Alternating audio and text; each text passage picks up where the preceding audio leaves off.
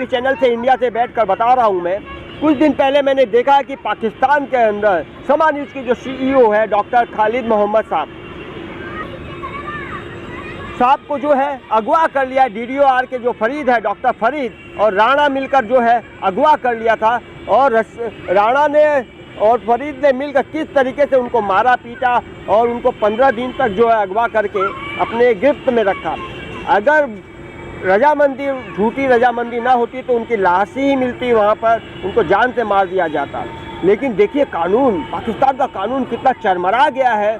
कानून को किस तरीके से DDOR जो है अपने पैरों तले कुचल रहा है। वहाँ के जितने पुलिस प्रशासन है, वहाँ की जो आर्मी है, आर्मी के जो आसिम मुनीर है, उनको भी पता चल गया है कि किस तरीके से DDOR ने हर महीने 4.5 करोड़ रुपया अगुवाई करता था। सोचिए आसिम मुनीर जो वहाँ का चीफ सेक्रेटरी, चीफ है, आर्मी चीफ, सोचिए आसिम मुनीम को। और मैं बता रहा हूँ पंजाब की जो मरियम है, पंजाब की जो CM है मरियम नवाज, उसको भी पता है इस चीज़ का, लेकिन वो लोग एक्शन नहीं ले पा रहे हैं। कितने दुख की बात है कि इंडिया में ये किस तरीके से ये पूरे वर्ल्ड में फैल चुका है कि पाकिस्तान जो है किस तरह से घुटनों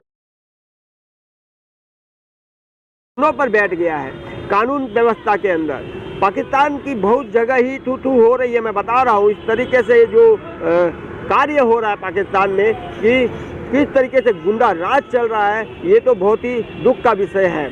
मैं बता रहा हूँ वहाँ के वजीर आलम शहबाज शरीफ को, शहबाज शरीफ जो है वहाँ पर चुप्पी साध के बैठे हुए हैं। शहबाज शरीफ, अरे भाई जब आपको पता है कि आपके डिपार्टमेंट में इतनी बड़ी लापरवाही हुई है, इतना बड़ा गैर कानूनी धंधा चल रहा है, गोरख धंधा चल रहा है, उगाही चल रहा है, पैसे की उगाही चल रहा है, वो DDOR कितना पावरफुल हो गया। सोचिए वहाँ के CM, वहाँ के PM और वहाँ के आर्मी चीफ से भी ज़्यादा पावरफुल हो गया कि आज वो बहुत ही रंगबाजी से अपने इलाके में घूम रहा है, फिरौती की रकम वसूली करने वाला और साथ में अगवा करने वाला। जिस तरीके से हो सकता है उन्होंने कईयों का मर्डर कर दिया हो सकता है कि उनके पीछे काफ़ी बड़ी सरकारी चेन हो, उसकी वजह से जो वहाँ की पुलिस है उनके गिरेबान में हाथ नहीं डाल रही है। अगर यही इंडिया में होता तो मैं बताना चाहूँगा उसको उठाकर सलाखों के पीछे पूरे ख़ानदान को डाल दिया जाता, उसका बैंक बैलेंस सीज कर दिया जाता और जो उसका पत्थरों का जो घर है उसको घर को पत्थरों में तब्दील कर दिया जाता, भले वो कितना ही पावरफुल हो। इस तरह की बेईमान चोर चमार लोगों को उठाकर सलाखों के पीछे इंडिया में तो फिर पहले फेंक दिया जाता, लेकिन पाकिस्तान का कानून, पाकिस्तान की मीडिया सब बैठी हुई है। मैं बताना चाहूँगा कि जो समा न्यूज़ के जो CEO है डॉक्टर मोहम्मद जी, जो समा न्यूज़ के CEO है, उसके साथ इतना बड़ा गंदा और घिनौनी हरकत हुई है। उन्होंने कोर्ट में केस फाइल किया है, उनके साथ किस तरह से मारा पीटी हुई, किस तरीके से उनके पैसे और लैपटॉप अगवा कर लिया गया, किस तरीके से उसको धमकाया और गया और उनसे खाली पेपर में सिग्नेचर ले लिया गया कि भाई आप जो है हमारे विरुद्ध कोई कार्रवाई नहीं करेंगे।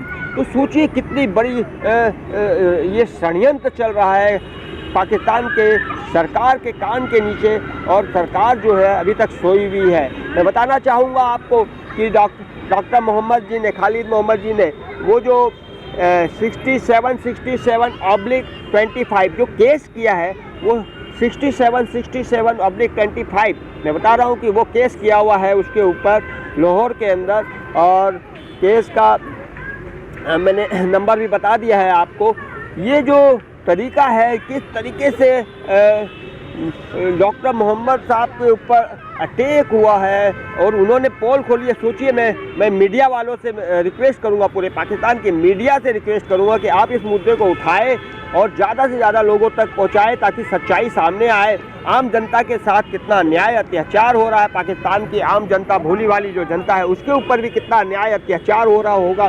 सोचिए, इस तरह के गुंडे जो है DDOR, जो फरीद जैसे लोग जो है खुलेआम रशीद फरीद जैसे डॉक्टर, ये लोग खुलेआम, इसके आगे से जो डॉक्टर हटा देना चाहिए, चोर चमार लगा देना चाहिए, डकैत लगा देना चाहिए। इसके अगर खोजबीन की जाए तो ये मर्डर में भी इनका हाथ होगा, कईयों का मर्डर भी कर दिया होगा पैसे वसूलने के चक्कर में। और इसके बैंक बैलेंस, इसके बीवी का बैंक बैलेंस, मैं फिर से कह रहा हूँ, इनके बीवी का बैंक बैलेंस, इसका बैंक बैलेंस सरकार को चेक करना चाहिए, इनके बच्चों का बैंक बैलेंस चेक करना चाहिए, इनकी प्रॉपर्टी कहाँ कहाँ है ये चेक करना चाहिए और सबको उठाकर सरकारी खजाने में डाल देना चाहिए और इसको उठा के सलाखों के पीछे फेंक देना चाहिए। ये डीडीओआर इस तरह की हरकत कर रहा तो सोचिए कि आम जनता के ऊपर कितना अन्याय अत्याचार होगा। मैं वहाँ के मौलवी और मुल्ले जो है वहाँ के जो मौलवी हैं, मैं उनसे भी, जो इमाम है वहाँ के, मैं उनसे भी रिक्वेस्ट करूँगा कि आप मेरी बातों को उठाए और सच्चाई का पर्दा जो है सामने लेके आए और झूठ को पर्दाफाश करें और ऐसे चोर चमारों के विरुद्ध आप जो है आवाज़ उठाए पाकिस्तान के अंदर। और मैं इंडिया से आपको सपोर्ट करूँगा, इस तरीके की हरकत दोबारा पाकिस्तान में ना हो और अगर कोई करता है तो उसके विरुद्ध में धमाकेदार तरीके से आवाज़ उठेगी, हर चैनल में उठेगी। आप कृपया करके समा न्यूज़ के जो CEO है, जो आवाज़ उठा रहे हैं, जो ईमानदार आदमी है, जिन्होंने इनका पर्दाफाश किया है, मैं सभी मीडिया वालों से, वहाँ के इमाम से, वहाँ के जो लोग हैं, वासिंदे हैं, मैं वो चाहूँगा कि आप फतवा जाहिर करें ऐसे लोगों के विरुद्ध, ताकि ऐसी हरकत दोबारा कभी न कोई कर सके, और करे तो उसको 1000 बार सोचना पड़े। इतने बड़ी पोस्ट पर बैठकर सरकार के कान के नीचे इस तरीके की हरकत हो रही है। सोचिए कि पाकिस्तान के आम जनता के साथ कितनी गंदी और घिनौनी हरकत हो रही होगी। लोग पाकिस्तान के बड़े पदों पर बैठकर आम जनता को कीड़ा मकोड़ा समझते हैं। मैं आम जनता से रिक्वेस्ट करूंगा कि मेरी बात को आप उठाएं और मेरी बातों में अपनी बात लगाकर, हेमंत तोसावड़, मैं बता रहा हूं इंडिया से, हेमंत तोसावड़, हेमंत टीवी चैनल से, कि आप पीछे ना हटे, आप दम लगाकर हैया कर दे, और ताकि ऐसे चोर चमार, डकैत, फिरौती की रकम वसूली करने वाले लोगों के विरुद्ध, ऐसे दुष्ट लोगों के विरुद्ध आप जो है एक मशीहा बन सके। मैं वहाँ के इमाम से भी रिक्वेस्ट करूँगा, वहाँ के आवाहन से भी, वहाँ की जनता से रिक्वेस्ट करूँगा कि आप, वहाँ के मीडिया से रिक्वेस्ट करूँगा कि आप मेरी बातों को जो है तत्काल यहाँ से उठाए, ताकि कान के नीचे जो सरकार है, वहाँ के मरियम है, आशिर मुनीम है, जो वहाँ के लोग हैं, उनको पता चले, और शहबाज शरीफ है, उनको भी पता चले। मैं बता रहा हूँ कि शहबाज शरीफ अगर इस केस को हैंडल कर लेते हैं, आशिर मुनीम हैंडल कर लेते हैं, तो उनका नाम रोशन हो जाएगा। लोग जो है कानून के प्रति जो भरोसा उठा है वो जम जाएगा। लेकिन कानून की ही धज्जियां उड़ाने वाले ऐसे डीडीओआर, खालिद वगैरह जो है, इन लोगों को तत्काल सलाखों के पीछे भेजें, ताकि लोग न्याय और अन्याय के विषय में जान सके, समझ सके। मैं इसी के साथ हेमंत तोसावड़, मैं चाहूँगा कि आप मेरी क्लिप को ज़्यादा से ज़्यादा शेयर करें। धन्यवाद। अर्जुन जी के योगा सेंटर को चाहिए नए कस्टमर्स, पर ये शायद ना है। नमस्कार, आप सभी का बहुत बहुत स्वागत है